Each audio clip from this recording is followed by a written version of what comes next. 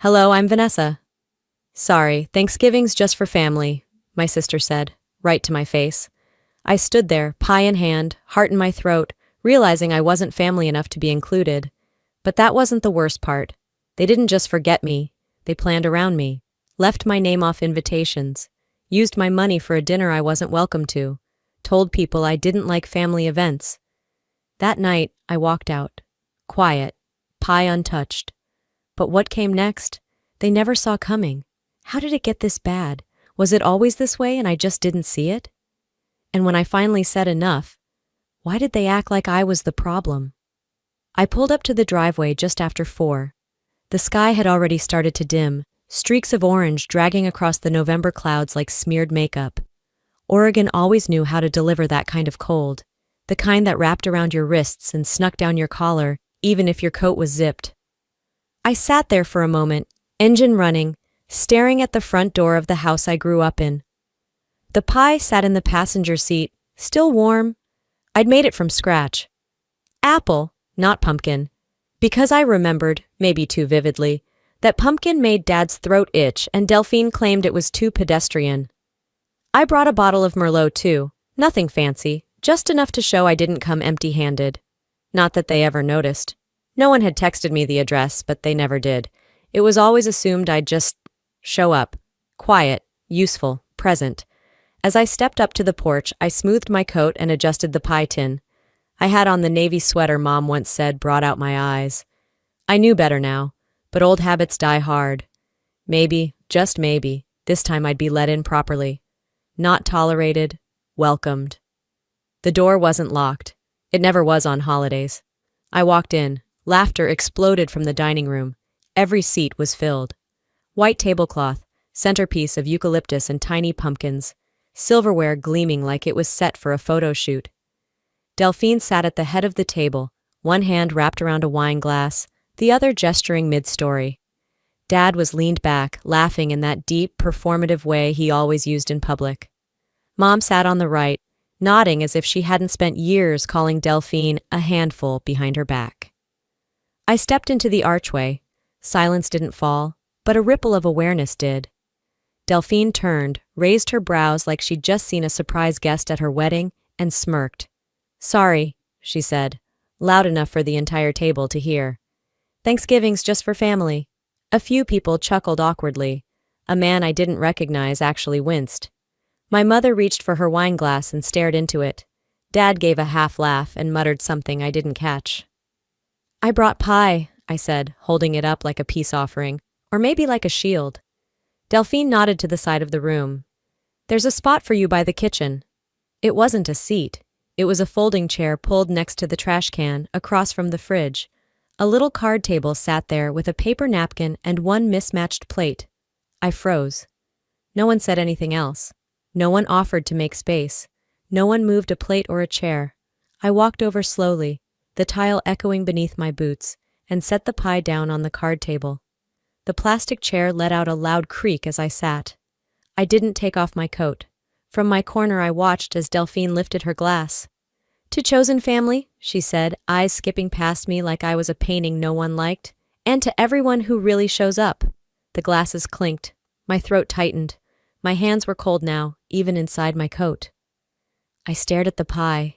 No one reached for it. No one reached for me. Then came the final blow. Delphine leaned back and laughed. "Oh, and Vanessa, you can take the leftovers home. We figured you might be hungry after working all week." I hadn't mentioned work. I hadn't said a word since walking in. They didn't care. They never had. Mom dabbed at her eye, pretending to laugh like it was all in good fun. Dad raised his glass toward me.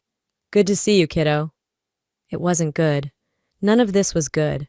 I could feel the room tightening around me like a noose made of napkin rings and white lies. I stood up. No one stopped me. No one asked where I was going. As I passed behind Delphine's chair, she leaned slightly to the side to avoid me, as if I might stain her with proximity. I didn't stop to speak. I didn't throw the pie. I didn't cry. But I did something I'd never done before. I walked out with my head high, still holding the pie, still in my coat, still invisible, but no longer silent. They thought I'd fade like I always had. Not this time. I didn't slam the door. I didn't even shut it hard enough for them to look up from their wine glasses. The cold air hit my face the moment I stepped off the porch. Not the kind that bites, just the kind that makes everything feel a little more hollow. I walked straight to my car, pie still in hand, and set it down on the passenger seat like it was something sacred. Maybe it was. Maybe it was proof I still knew how to care, even when no one cared back. The engine turned over with a low groan. I didn't start driving right away. I just sat there, watching the reflection of the house's warm yellow light in my rearview mirror. They didn't even check if I left. I pulled away slowly, one turn after another down those same streets I'd biked as a kid. But this time, no destination, no timeline, just motion. The pie slid slightly across the seat when I made a right onto Jenkins Road. I reached over and steadied it like it might fall apart, like I might. But I didn't. Not tonight. Somewhere past the third intersection, Delphine's voice looped back in my head. That whisper. The one I wasn't supposed to hear. You're just a walking wallet. It was said with a laugh, not even venom, just dismissal. Like I was an ATM that happened to breathe. It hurt more than the chair near the trash, more than being ignored. It was the acknowledgement that they saw me not as part of them, but as a resource, a bank with a pulse. I didn't cry. That part of me was dry now, overdrawn, like everything else they'd taken. I kept driving. No music. Just the hum of tires over wet pavement. It wasn't until I passed the Chevron by 148th that the flashback hit, clear as day. 2 weeks ago, at work, I was checking emails on my lunch break. Our office manager, Jenna, was organizing Thanksgiving plans. She had this big whiteboard with everyone's out-of-office dates and travel plans. I remembered glancing at it, spotting Delphine's name written under Portland November 23rd to 27. Underneath that, Mom and Dad. Even their +1s were listed. My name wasn't there. At the time, I shrugged it off. Told myself it was probably just a slip. That maybe Jenna didn't ask me. That maybe Mom forgot to mention it. Now I know better. You can forgive being forgotten once, maybe even twice. But when your name keeps disappearing, from emails, group texts, Christmas cards, it stops feeling like an accident. It starts to feel like erasure, like you were never really part of the frame to begin with. I pulled into a vacant lot near an old diner. Parked. Let the silence sit. The kind of silence that wraps around your ribs and squeezes. I opened my phone. No new messages. Not a single, "Are you okay?" Not even a question mark. I opened my banking app. It was second nature at this point. There it was. The charge? Sunset Ridge Catering. Deposit? $742.50. My card? My deposit? My name on the receipt? Just not on the guest list. They'd planned it all on the family thread, the one I was no longer in. They used me to pay for the wine, the table settings, the flowers, even the jazz duo playing in the corner. All of it billed to me. Delphine had sent me a Venmo request last month, joking, "Can you lock in that caterer Mom loves? We'll pay you back." There was no we. There never had been. And the worst part, I did it.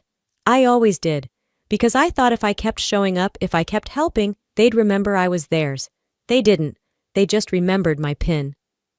I took a deep breath and stared through the windshield at the streetlight blinking red. 3 cars passed. None of them noticed me. Just like home.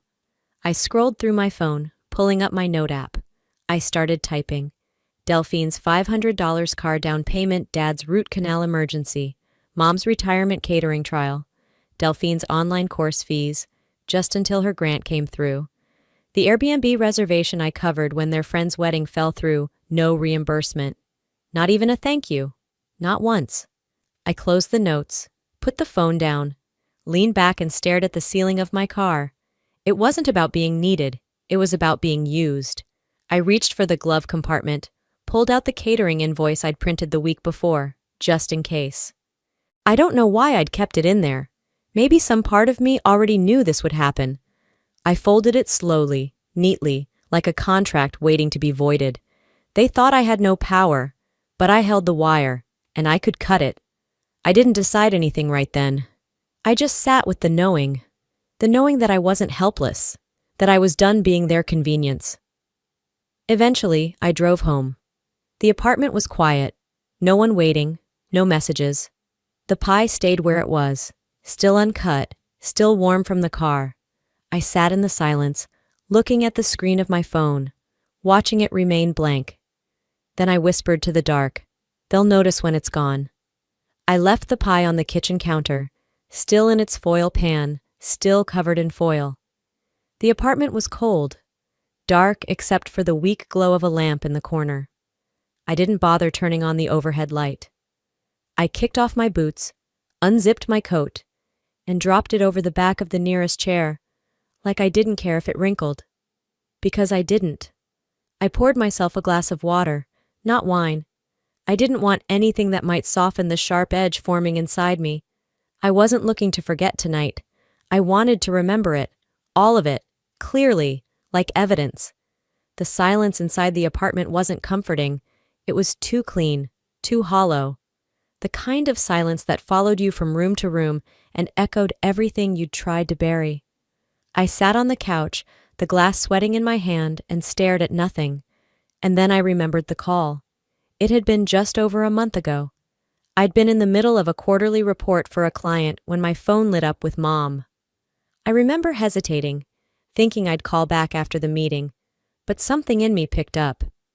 "Hey, sweetheart," she said, all syrup and politeness. "I was hoping you could help me out with a small thing." She wanted me to put down the deposit for the dinner venue. "Just to lock it in," she'd said. "You know how quickly the good places go, but don't worry, we'll pay you back right away." Right away never came. I opened my email, dug up the receipt. Not only had I fronted the venue, but I'd also covered the flower arrangements, the seating cards, and even the deposit for the jazz musicians. Little line items, one after another. The kind of things you didn't notice until you totaled them up and realized it was nearly $1,000. I scrolled through our messages. There was no follow-up, no acknowledgement, no thank you. Just silence and assumed compliance. And me? I'd done it.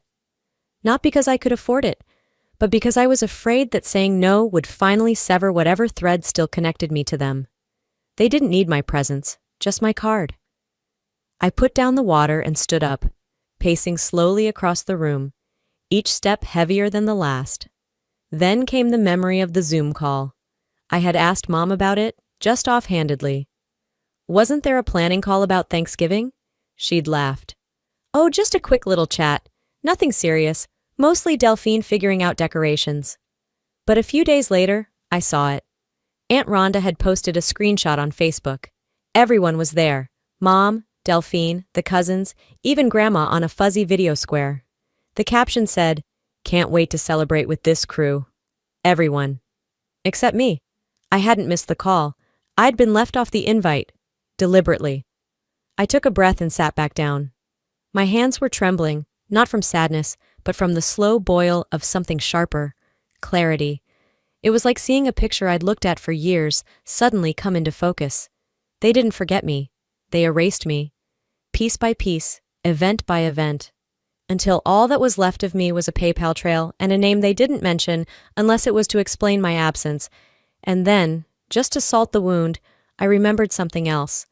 3 weeks ago at a book club, I ran into one of Mom's neighbors, a sweet woman named Teresa who made fantastic lemon bars and always gave me an extra one. She'd smiled and said, "Your mom told us you're not really into big family things." I'd frozen, smiled politely, laughed it off. But I remembered how I'd canceled a weekend in Bend with friends to attend a family brunch that Delphine ended up rescheduling. I remembered skipping a business retreat to fly in for Dad's surprise party. I'd arranged my life around them, moved pieces, juggled calendars, and made room. And the story they told? She doesn't like family stuff. I laughed out loud. Not because it was funny, but because it was obscene. The narrative they painted of me, withdrawn, disinterested, aloof, was just their way of excusing the truth. They didn't want me, but they also didn't want anyone to know they didn't want me. So they rewrote me, and people believed it, because I'd never said otherwise. I opened my laptop and clicked into the receipts folder. I pulled up the venue deposit, forwarded it to my personal account. Subject line, evidence. Then I opened a draft to the catering company. Subject, regarding event balance and billing. I didn't send it. Not yet. But I wrote every word with intention. I didn't care if they thought I was cold. Cold is better than used. Cold is stronger than silent. I saved the draft and sat back. The room didn't feel empty anymore. It felt like a strategy session. The only thing louder than their silence was my proof, and I was ready to pull the thread.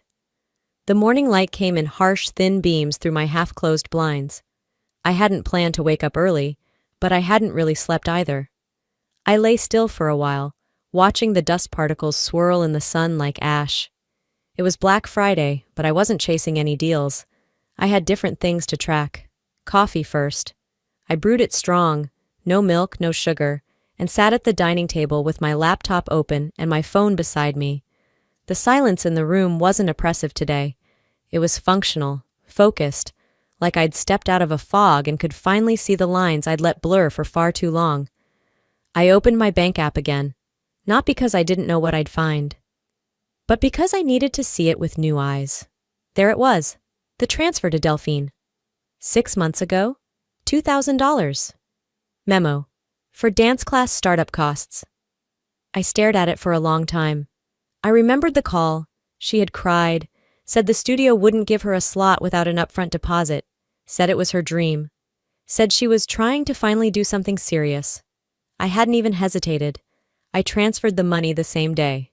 3 weeks later, she posted a photo on Instagram, new iPhone in hand, posing in the mirror of some trendy cafe in the Pearl District. The caption read, "Invest in yourself." Not a single photo of a studio, not a single mention of a class, just aesthetic nonsense and hashtagged self-love. I never got the money back, never got a text, never even got a thank you. I closed the app. Then, without really thinking, I picked up my phone and texted my dad. "Me, we need to talk." It didn't take long for him to call. My phone buzzed less than a minute later. "Hey, sweetheart," he started, voice syrupy with that careful calm he only used when he sensed I was about to be too much. I didn't waste time. "Did you know Mom never paid me back for the venue deposit?" A pause. "Vanessa," he said slowly, "this is just family tension. Everyone's a little stressed. It's the holidays." "That's not what I asked." He sighed, like I was inconveniencing him. "I really think you're blowing this out of proportion." There it was, the phrase they always used when I refused to play dumb. He went on, trying to shift the conversation to forgiveness, about not holding grudges, about how Delphine means well, she's just got a sharp tongue. I didn't say a word. He kept talking, calmer, more patronizing by the second. I imagined him sitting in his recliner, sipping lukewarm coffee, half watching a football recap while dismissing his oldest daughter like a customer complaint he was handling out of obligation. I hung up, mid-sentence. He didn't call back. I tossed the phone onto the couch and went to refill my coffee. The kitchen window let in more sun now, but it only highlighted the ache building in my chest. The kind of ache that comes not from being forgotten, but from being remembered only when it's convenient. A buzz pulled my attention back to my phone. It was from my cousin Alexis, but not a direct message. She'd accidentally forwarded a screenshot from the family group chat. I froze. It showed a thread of messages I wasn't supposed to see. Uncle Jay. She always does this, acts like the victim. Aunt Laura. Vanessa's always been so dramatic. I stared at the screen. Not one message from anyone defending me. No, let's hear her side. No, that doesn't sound like her. Just silence from the people who always ask for my help, but never once asked how I was doing. I didn't cry. I saved the screenshot. Proof. Another piece. As I stood in the kitchen, scrolling back through the thread, my phone rang again.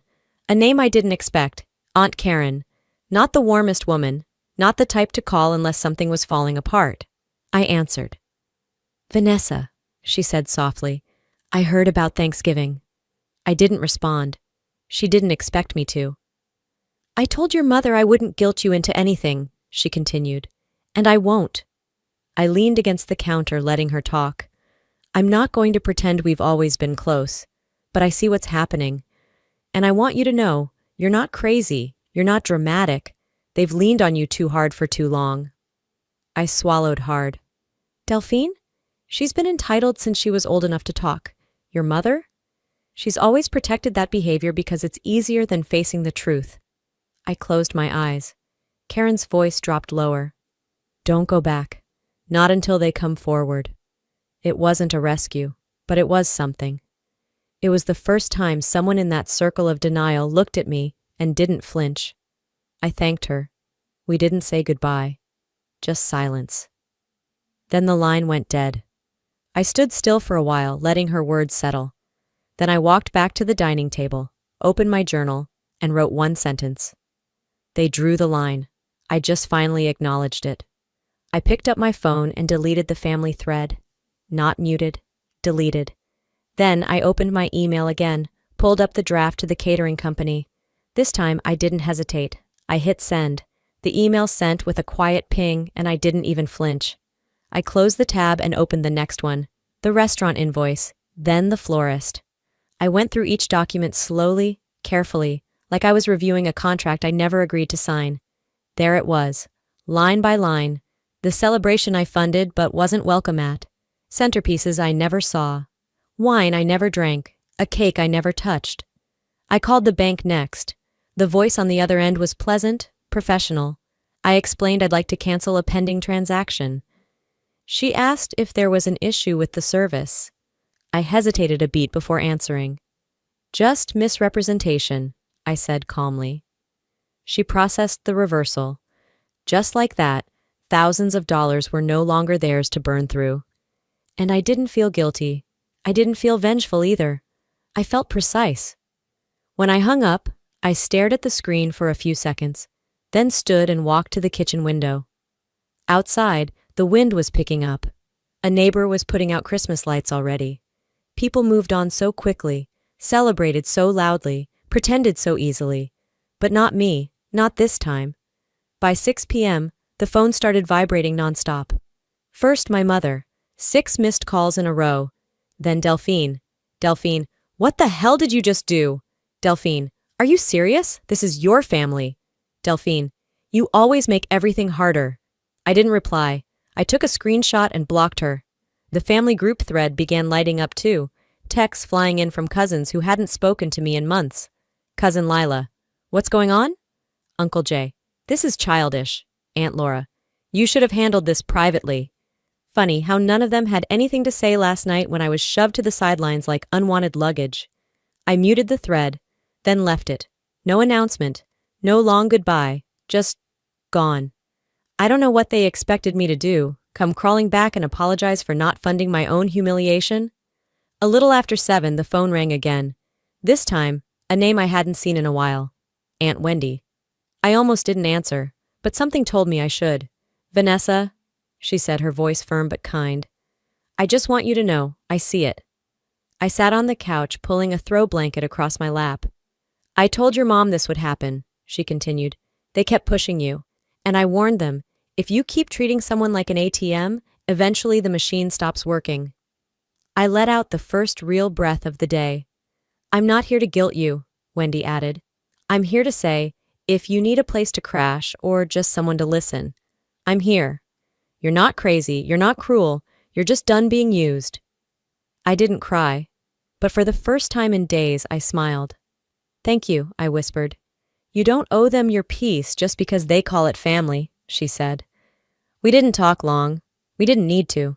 After we hung up, I opened a note on my phone and typed a single message. Then without a second thought, I copied it into the family thread before leaving for good. I will not participate in systems that abuse, dismiss, or manipulate. This is final. The silence afterward was instant and perfect. No rebuttals, no fake apologies, no gaslighting. I grabbed my coat, wrapped a scarf around my neck, and went for a walk. Not to cool off, to take up space again. The streets were quiet, crisp with leftover holiday energy. Couples held hands. Kids giggled over hot cocoa. I kept walking, each step a small reclamation. When I got home, there was a letter in the mailbox. An actual envelope, handwritten. I knew the handwriting. Dad. I stood in the hallway for a long time, the envelope in one hand, keys in the other. Then I walked inside and sat at the table. I opened it slowly, neatly. The first line read, Your mother thinks you've embarrassed us. I stopped reading. I folded it shut, placed it on the counter, and left it there. Unopened, unanswered. They didn't see this as justice. They saw it as rebellion. And now, they were preparing to strike back. The envelope still sat on my counter like it might explode if touched. I didn't touch it again. I let it sit there, like evidence in a trial I never agreed to attend. By 10:02 p.m., a new notification popped up. An email with the subject line, "Damages for the dinner incident." I paused mid-sip of wine, thought it was a prank. But no, it was from Evan, my cousin, who barely made it through paralegal school but suddenly fancied himself a legal expert. The email opened with the phrase, "On behalf of the family." That alone told me everything I needed to know.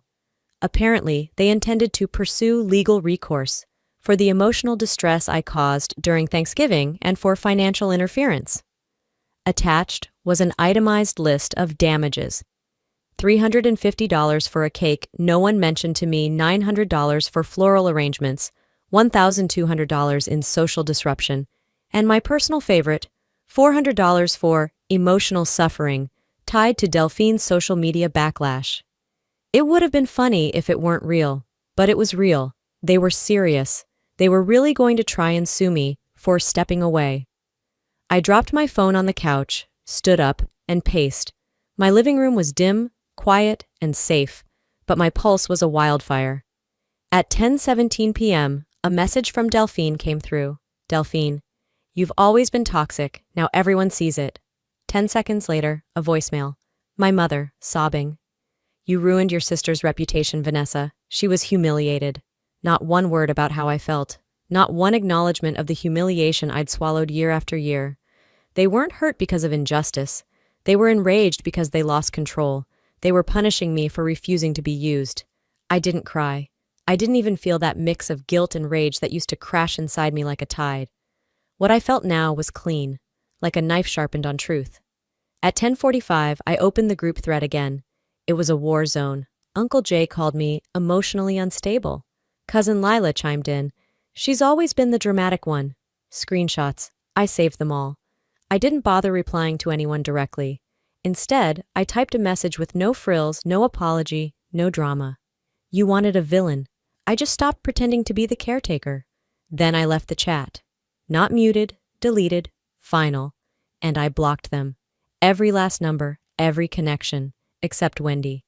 Because Wendy saw the truth. And because Wendy never tried to break me to feel whole. After that, I opened my banking app.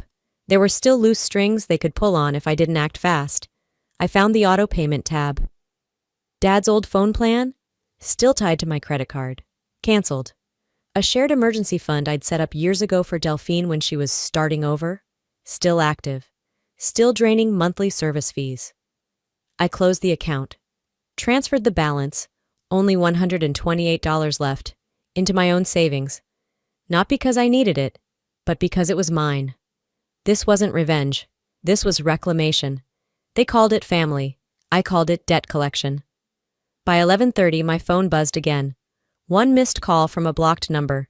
Then, an email notification. Delphine again, but this time from her work address. I opened it with the same care I'd give any threat. "You think you're done? You just made it worse. Hope you're ready." My lips twitched into something that resembled a smile. Because if this was war, they'd just started it, and I was already armed. Morning sunlight stretched lazily across the hardwood floor of Aunt Wendy's guest room, the warmth reaching my toes before my thoughts could. I hadn't woken up to screaming, passive-aggressive texts, or demands to explain myself. It was the first morning in... I couldn't even remember how long, that I didn't feel the need to brace myself. Wendy had made coffee, strong dark roast, and left it waiting on the kitchen counter with a note. "If you're picking up your stuff today, take my car. Yours deserves a break." Her kindness wasn't loud. It didn't come wrapped in guilt or obligation. It just existed, like air. I sipped the coffee in silence, trying to match that energy. By 9:30 a.m., I was back in my own neighborhood, parking down the street from my parents' house. No one greeted me. No one was outside. A cardboard box sat just beyond the front steps with a neon sticky note taped to it. Vanessa's things. Classy. I approached cautiously, glancing around like I might trigger a tripwire. Inside the box were pieces of a life they'd carefully curated, and now, discarded. The first thing I saw was the scarf I gave my mother last Christmas. Still folded perfectly, the price tag dangling off the end like it had never been touched. I lifted it slowly, checking for any sign of use. Nothing. Beneath that was a photo frame, one we'd taken during a family camping trip years ago. Only the photo inside was torn, right down the center. My half was missing. I wasn't erased, I was redacted.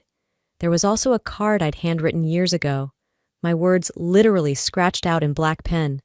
I stared at the pile like it might rearrange itself into something kinder. It didn't. I closed the box and walked it back to Wendy's car. Instead of putting it in the trunk, I placed it gently inside the nearest trash bin. Back at Wendy's, I didn't cry. I didn't scream. I brewed another cup of coffee. My rage didn't roar anymore, it sharpened.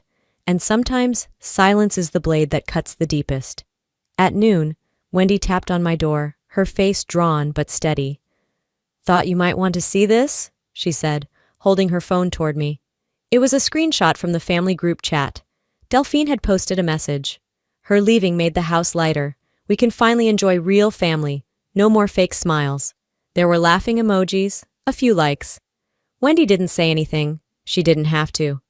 I downloaded the image, printed it from my laptop, and marked it in red Sharpie, noted, archived. I wasn't saving it out of spite. I was saving it so I wouldn't ever lie to myself again about how this family worked. We were never a we. Just a convenient illusion. Later that evening, Wendy and I sat in her sunroom. The sky painted a soft gray that matched the mood, but not the message. "You don't owe them peace," she said, pouring us both glasses of Pinot Noir. "You owe yourself truth." I nodded, unsure of what to do with that kind of support. It was foreign terrain. "Some of your cousins are starting to ask questions," Wendy added. "You've got more eyes on you than you think." "I'm not telling my story for them," I said. "I'm telling it because I need to, on my terms." That night, I opened my laptop and created a private blog.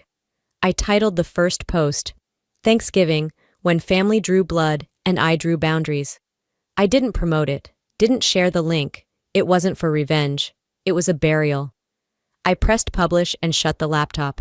For the first time in days, I slept deeply. And when I woke up, the first notification wasn't from Delphine. It was from my mother. Subject line, "We need to talk before it's too late."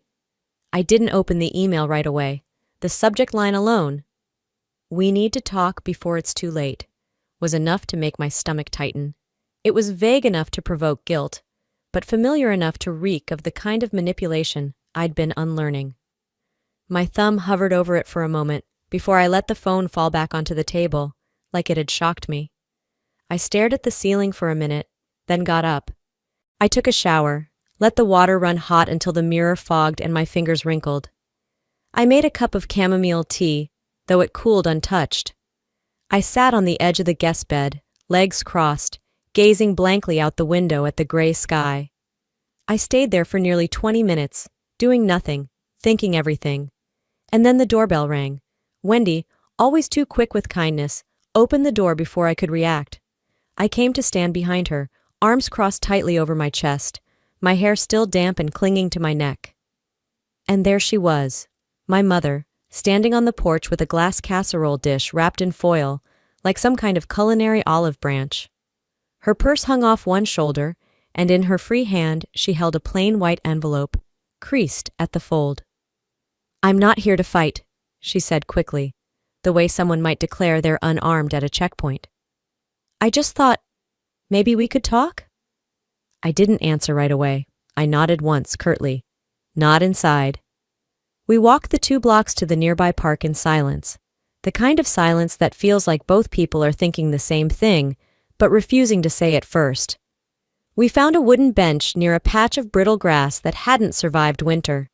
She sat with the casserole dish on her lap, awkward and out of place, like a third party we didn't invite. She began with the line people always think is a good opening. "I know this has been hard on everyone." I said nothing. She pressed on like someone walking deeper into a fog. No one meant for things to get this bad. It's just, family, stress, miscommunication. We were all upset. You were upset. Steam rose from my tea. I focused on the way it disappeared in the air. She didn't say, I was wrong. She didn't say, I hurt you. She didn't say, I'm sorry. What she said was, I miss when we were closer. And what I heard was, I miss when you didn't challenge me. Then she placed the envelope on the bench between us. I wrote everything down. I thought maybe if you could read it, you'd understand where I'm coming from. I didn't reach for it. Just glanced at it once, then back at her. I'll read it later, I said simply. She smiled, a hopeful, premature kind of smile. She thought we were on the brink of mending things. Then I added, but this doesn't reset anything. The smile fell, slow and silent, like a house of cards. I stood, not out of anger, not for drama. I just stood because I was done. I needed to know where you stood, I said quietly. Now I do. She called my name once as I walked away, soft, unsure. But I didn't turn back. Closure, I realized, doesn't always arrive in neat packages with hugs and tearful reconciliation. Sometimes it's a decision, to stop explaining yourself to people who never listened in the first place. 2 weeks later, I was standing barefoot in the kitchen of my new apartment in San Diego. Sunlight poured through the window, warm and sharp. The room smelled like rosemary, lemon, and garlic. The furniture was sparse, a table that only seated 4, a second-hand couch that sagged in the middle, and a bookshelf still half empty, but it felt like mine in a way that nothing had for a long time. Wendy came over with a bottle of Zinfandel. She hugged me at the door without hesitation, the way family should. We cooked together, roasted vegetables, a turkey breast, and 2 slices of pecan pie we picked up from the bakery down the block. Simple. Enough. As we carried our plates to the small balcony, wrapped in light blankets, Wendy asked, "Do you miss it?" She didn't need to clarify. I knew she meant the noise, the chaos, the pretense of togetherness. No, I said honestly. I miss what I thought it was, but that was never real. We toasted as the sky turned orange. Next year, I said, lifting my glass, we invite no one who makes us smaller. She laughed and clinked her glass gently against mine. That's the best tradition I've ever heard. Later, after the dishes were done and Wendy had left, I sat alone on the couch. Not lonely, just alone. There's a difference, I've learned. My phone buzzed. A message from a number I hadn't saved but still recognized. A cousin I hadn't spoken to in almost a year. "Can I call you sometime? I think I owe you something." I didn't respond. Not yet. But for the first time in a long while, I didn't feel panic. I felt power. I felt choice. It had been 3 weeks since I packed up what little I needed and moved to San Diego. The box of heirlooms, the scratched photo albums, the maybe one-day sweaters, they didn't make the cut. I brought only what was useful, what was comforting, or what reminded me who I really was. That list was shorter than you'd think. This morning, the sun filtered through the sheer curtains of my living room, warming the wood floors and catching the edge of my tiny kitchen table, the one I bought secondhand and refinished myself. I watered the basil plant on the balcony, adjusted the string lights I'd hung last weekend, and made myself coffee. The apartment was still quiet, still mine. I hadn't heard from anyone in the family since the email from Dad's silent signature, and Delphine's charming brand of condescension. The message from my cousin, still unread. I wasn't ignoring it. I was choosing not to hurry. I checked the blog once, just once. There were hundreds of views, a few quiet comments. One simply said, "Thank you for putting words to what I couldn't say." That was enough. Wendy had stopped by for tea a few days earlier and shared, with a tinge of hesitation, that Delphine had lost a client, someone who'd seen the blog and quietly stepped away. An old family friend had also unfollowed her on Instagram, apparently after commenting "proud of you" under my post. I didn't smile, I didn't gloat, but I did say out loud, that's what happens when people finally see clearly. There was no celebration, just acknowledgement. The only real moment that felt sharp came when the holiday card arrived. A basic white envelope, no handwriting on the outside, just my address in neat printed font, no return address. Inside, a Christmas card with a snowman, a $50 Visa gift card taped to the inside, and a note in my father's blocky script. Hope you're well. Dad. No apology, no attempt to discuss, just a gesture without foundation. I didn't tear it up. I didn't frame it. I slipped it into the bottom drawer of my desk, under some old receipts and a broken charger. A drawer I rarely open. That Sunday, I hosted my first holiday meal in the new place, a second Thanksgiving of sorts. Wendy arrived first, arms full of sweet potatoes and a bottle of wine with a post-it that said, "Not for regrets." Two of her friends joined us, kind, grounded women who didn't need small talk to fill a room. We sat outside on the beach grass near La Jolla, picnic style. The table was a fold-out, covered in a mismatched cloth. The food wasn't extravagant, but it was intentional. There were no expected dishes, no rules about who sat where. We passed everything clockwise. Nobody raised their voice. Nobody guilted anyone into going back for seconds. After the plates had been cleared and the sun dipped low, I stood and raised my glass. To people, I said, who don't expect us to shrink. No one asked for clarification. They just nodded, because they understood. That night, I took a walk along the shoreline, sandals in hand, toes sinking into the cool sand.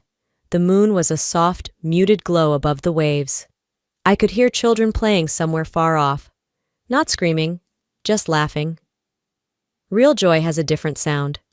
I looked out at the dark horizon and let myself breathe fully for the first time since Thanksgiving.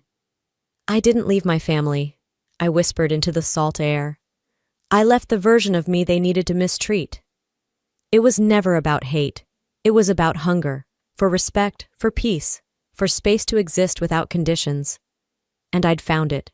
I wasn't healed entirely, but I was mine again. At the edge of the water, I paused, not because I was unsure, but because it felt good to be still. Then I turned and walked back toward the path, away from the tide. I'm not at their table anymore, and for the first time in my life, I'm not waiting to be asked to sit. Sometimes the family you're born into isn't where you find your peace. It's where you learn how to protect it. I spent years believing that if I gave more, forgave more, tolerated more, I'd finally be seen as part of it. But the truth is, some people only love you when you're useful. And once you stop being convenient, they call it betrayal. But choosing yourself, that's not betrayal. That's survival. So here's what I've learned, and maybe it'll land where it needs to. You don't have to keep a seat at someone else's table just because you were raised there. You're allowed to build your own, even if it's smaller, even if it's quieter. And if you're watching this and nodding, maybe you've been that invisible guest too. Maybe you're just now realizing your silence has been mistaken for permission. You're not alone. If this story moved you or reminded you of your own, drop a 1 in the comments. Or let me know what city you're watching from. I want to know who else out there is rewriting their story. And if you didn't connect with this video, that's okay too. Leave a comment and tell me what felt off. Let's make this space real. And hey, if you made it this far and you're still with me, hit that subscribe button so you don't miss the next story that just might sound like yours. Because some stories aren't told to entertain. They're told to remind you, you're not the only one who had to walk away to finally feel whole.